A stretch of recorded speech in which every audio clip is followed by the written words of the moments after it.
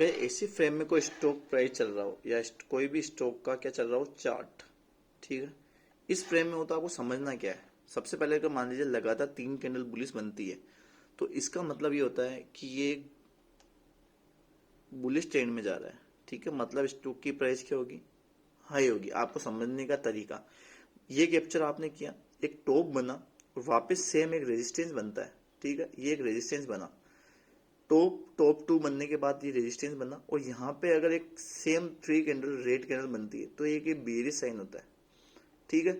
मतलब आपने अगर ये मोमेंट कैप्चर कर लिया, top one top two resistance बना है, तो आप वापस क्या कर सकते हैं और इसको एक कंफर्मेशन लाने के लिए क्या करेगा, फिर स्टॉक जो प्राइस है वो एक थोड़े टाइम के लिए एक रेंज में चलेगा।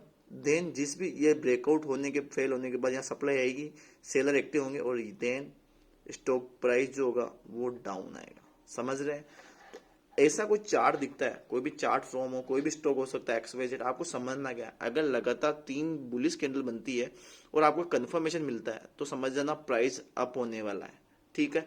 फिर उस स्टॉक के थोड़े टाइम बाद के ऊपर टॉप बनेगा, वहां से एक प्रॉफिट बुकिंग आती है। मैंने आपको क्लियर समझा रखा हेड एंड शोल्डर पैटर्न में भी, ठीक है। सेम चीज वहां देखना, टॉप वन टॉप टू बन रहा है, रेजिस्टेंस बना, रेजिस्टेंस के बाद में कंफर्मेशन क्या मिली, एक दूसरी कैंडल्स की, फिर एक रेंज में चला और जिस भी रेंज में तोड़ेगा आपको क्या वहां एंट्री बनानी है।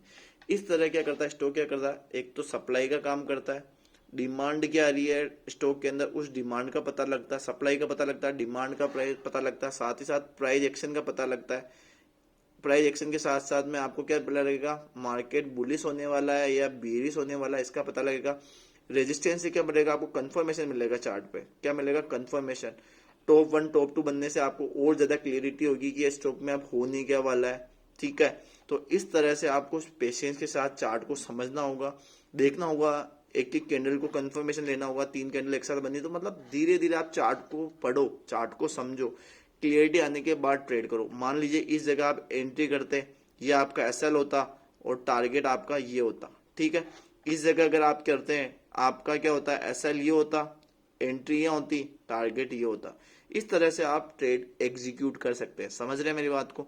तो चार्ट में कोई भी जैसे एक पैटर्न बता, ऐसे मल्टीपल पैटर्न बनते हैं, धीरे धीरे डिस्कस करेंगे फर्दर। फिलहाल ये वाला पैटर्न आपको चार्ट में आएगा तो समझ में आएगा नहीं आएगा, और डिटेल में वीडियो चाहिए तो भी कमेंट में बताओ, अपन डिटेल में भी वीडियो बना देंगे।